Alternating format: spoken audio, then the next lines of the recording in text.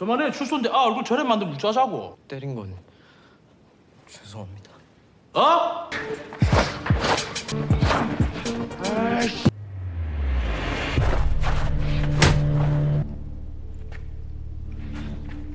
Seorang siswa baik dan culun menjadi korban pembulian di sekolahnya. Dia adalah Cha Woo-sol. Sialnya lagi, bukannya menjadi korban, dia malah dimasukkan ke penjara akibat membela diri dari orang yang membulinya. Sungguh kondisi yang tidak adil bagi Woo-sol. Woo-sol kemudian bertemu dengan seorang pria bernama Ju Dong-hyun, dan siapa sangka pertemuan itu kemudian merubah jati diri Woo-sol. Itulah sepenggal cerita dari film Shark The Beginning yang dirilis tahun 2021. Penasaran kelanjutan ceritanya? Tegakkan sandaran bantal tidur kalian, pasang headset, namun sebelum itu jangan lupa subscribe untuk mendukung channel ini. Selamat menonton!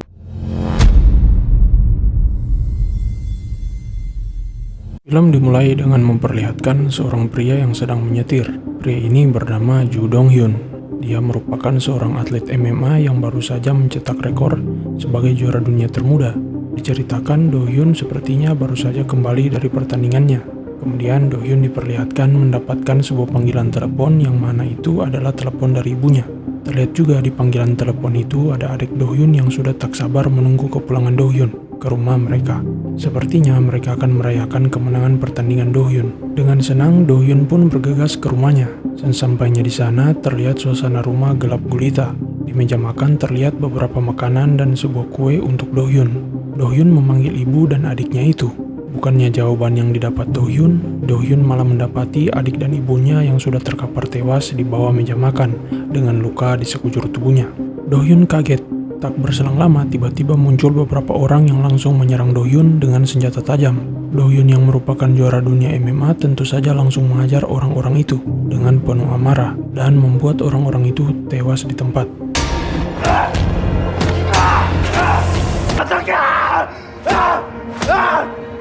2 tahun berlalu, kemudian di sebuah sekolah diperlihatkan seorang siswa bernama Cha Woo-sol.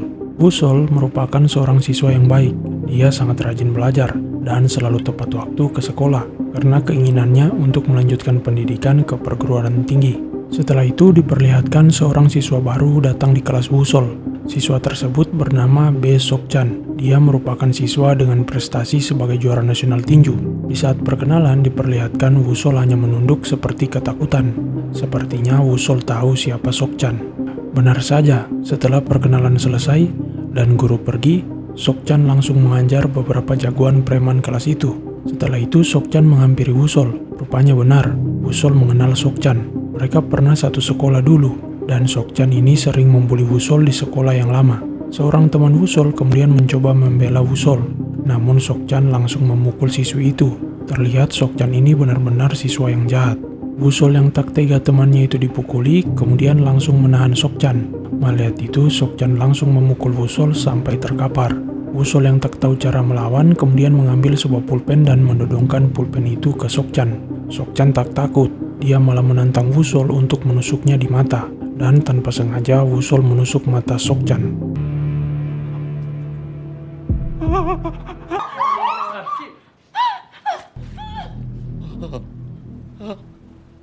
Setelah kejadian itu, Woo-sol kemudian dihadapkan ke sebuah persidangan. Sungguh sangat tidak adil bagi Woo-sol, karena dia hanya membela diri karena dibully. Namun hukum tetaplah hukum.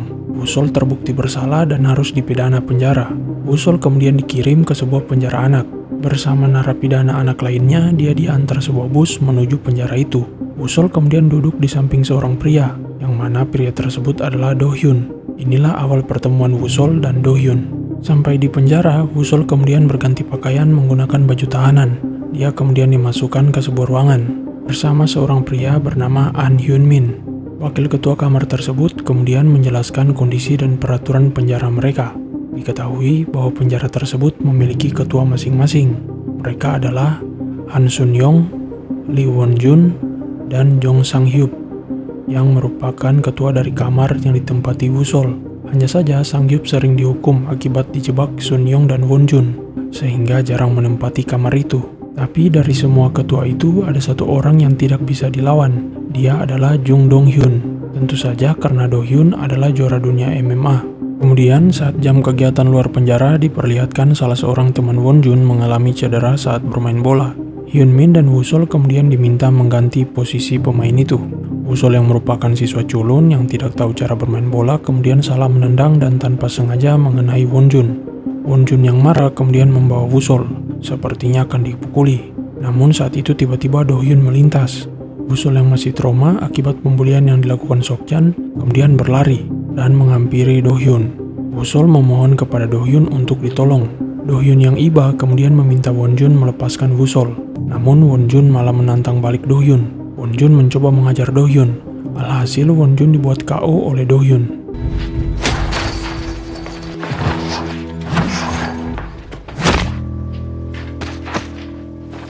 Setelah itu diperlihatkan sipir penjara memberitahu Wusol ada seseorang yang mengunjunginya. Wusol kaget karena orang itu adalah Sokchan. Dengan rasa takut, Wusol meminta maaf kepada Sokchan.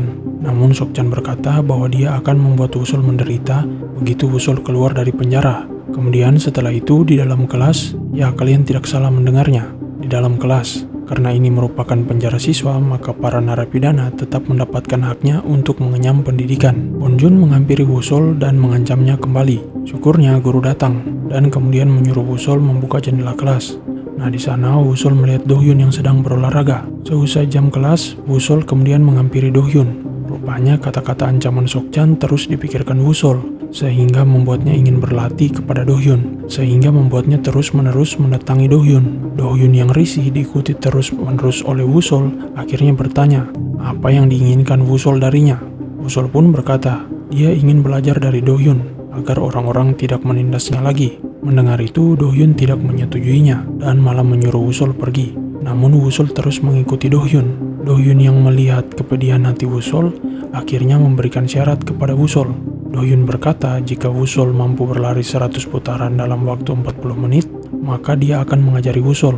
Tak pikir panjang, Wusol pun berlari. Sayangnya Wusol yang tidak terbiasa berolahraga malah kelelahan dan terjatuh. Namun sakit hati dari perbuatan Sokchan kepadanya membuat Wusol bangkit kembali. Dia kemudian berlari dengan susah payah hingga akhirnya dia pingsan kelelahan.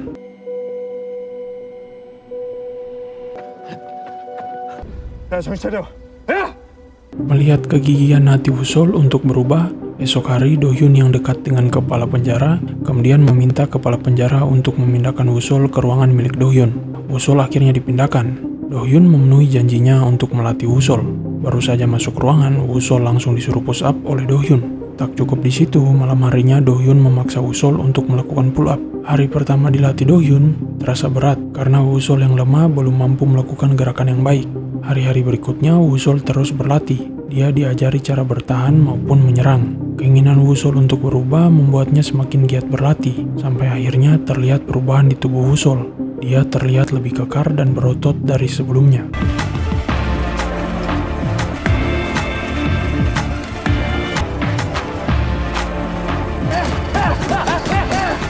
Kemudian diperlihatkan di suatu tempat Sokchan terlihat mencari masalah dengan beberapa anggota geng. Dia kemudian bertarung dengan anggota geng itu. Bos dari geng yang melihat itu kemudian tertarik dengan kemampuan bertinju Sokchan. Dia pun merekrut Sokchan menjadi salah satu anak buahnya. Sementara itu di penjara, Wusol mendapatkan informasi dari Hyunmin bahwa Do-hyun akan dipindahkan ke penjara dewasa karena umurnya yang tidak lagi dikategorikan sebagai siswa. Mendengar itu, saat latihan, Wusol menanyakan hal itu kepada Do-hyun. Do-hyun kemudian berkata Wusol harus berlatih lebih keras dan jangan menyia-nyiakan waktu selagi Do-hyun masih ada. Wusol dan Do-hyun kemudian lanjut latihan. Saat itu Wusol melihat temannya Hyunmin dibawa oleh 2 orang anggota Wonjun. Rupanya Hyunmin dipaksa oleh 2 orang itu untuk memancing Wusol pergi ke tempat Wonjun.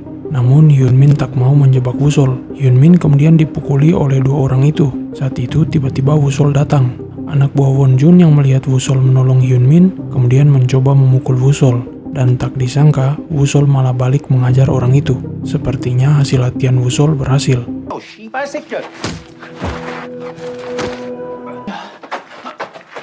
Wonjun yang mendengar Wusol telah mengajar anak buahnya kemudian menyuruh beberapa orang untuk memanggil Wusol.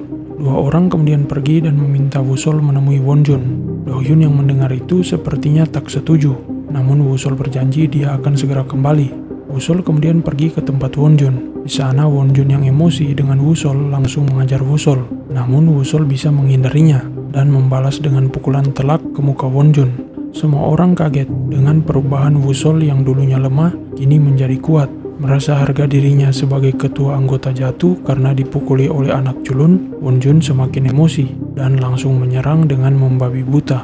Wusol sebenarnya bisa menahan dan membalas serangan Wonjun. Namun karena tubuhnya lebih kecil dari Wonjun, serangan-serangan itu tidak terlalu berdampak dan Wusol kemudian dihajar Wonjun sampai terkapar.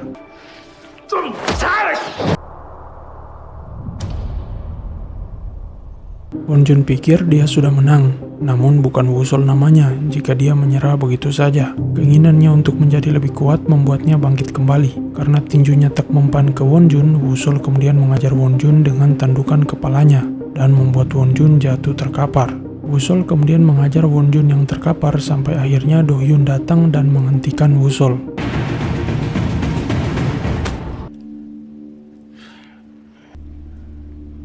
Besoknya Dohyun mengajak Wusol makan. Wusol senang begitu banyak makanan. Setelah itu mereka kemudian melakukan latihan. Di latihan ini Dohyun terlihat lebih keras kepada Wusol sehingga membuat Wusol kesal dan tak disangka Wusol bisa menyerang balik Dohyun. Dohyun senang melihat hal itu.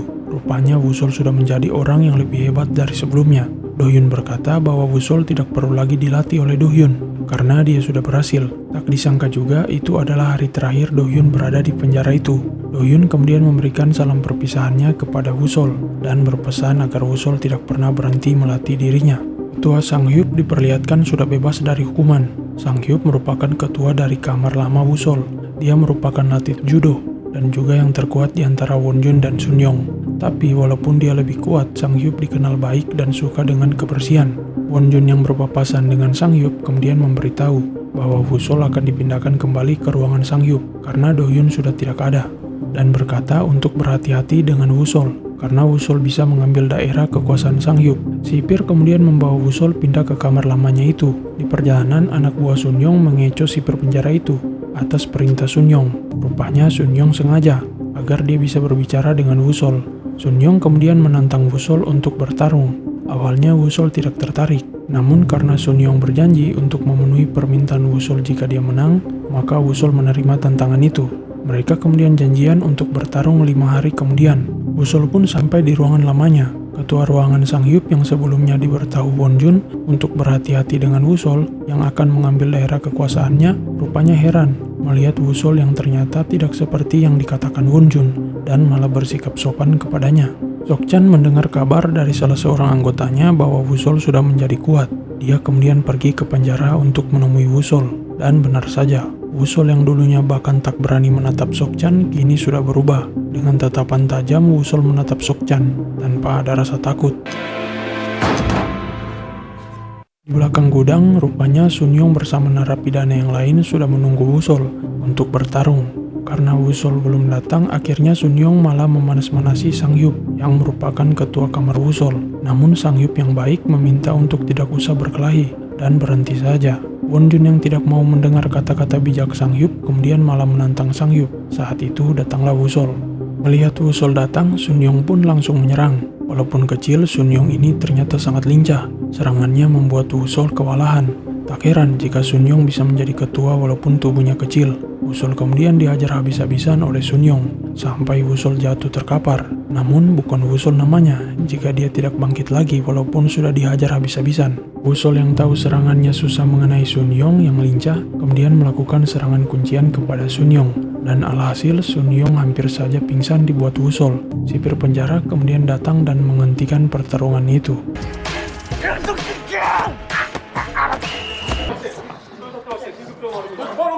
Akibat pertarungan itu, Wusol kemudian dihukum masuk ke dalam sel khusus. Namun hal itu tak menyurutkan semangat Wusol untuk terus berlatih. Begitu Wusol keluar, Sang-hyuk mengajak Wusol untuk pergi berdamai dengan Wonjun dan Sunyong. Sunyong yang sudah kalah tentu saja menepati janjinya untuk tidak memukuli orang lagi. Mereka berempat kemudian berjanji tidak ada lagi pertarungan di antara mereka. Akhirnya mereka pun berteman. Penjara pun terlihat lebih baik setelah mereka berteman. Tidak ada kekacauan. Bahkan Sunyong mengajari cara bertarungnya kepada Wusol. Hari-hari pun berlalu. Tibalah hari pembebasan Wusol. Wusol yang bebas kemudian mengenang kembali penjara tempatnya berlatih dan menjadi kuat. Setelah itu dia pun keluar. Di luar penjara, rupanya Sokchan yang berjanji akan menghabisi Wusol begitu keluar dari penjara sudah menunggunya. Wusol yang telah menjadi kuat juga tak takut lagi dengan Sokchan. Wusol kemudian bertanya kepada Sokchan, mengapa Sokchan jahat kepadanya, dan apa salah Wusol kepadanya. Pertanyaan itu malah dijawab Sokchan dengan candaan, dan akhirnya mereka berdua pun bertarung. Sokchan yang seorang atlet tinju tentu bukan lawan yang sepele. Berulang kali serangan Wusol dibalas tinju oleh Sokchan, sampai membuat Wusol babak belur. Setelah dihajar bertubi-tubi, akhirnya Wusol terjatuh.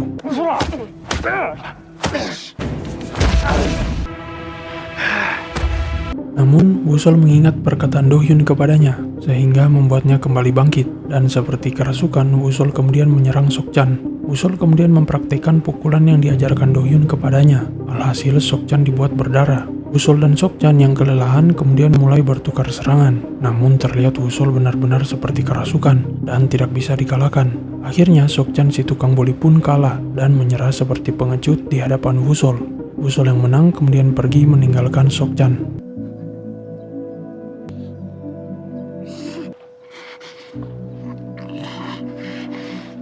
Setelah itu diperlihatkan Do-hyun mendapatkan kunjungan dari seseorang di penjara. Orang itu adalah Wusol, seseorang yang lemah, korban pembulian yang dilatihnya menjadi petarung yang tangguh. Mereka berdua pun bercanda dan tertawa bersama di akhir film itu. Sampai jumpa di cerita film selanjutnya. Salam Art Film.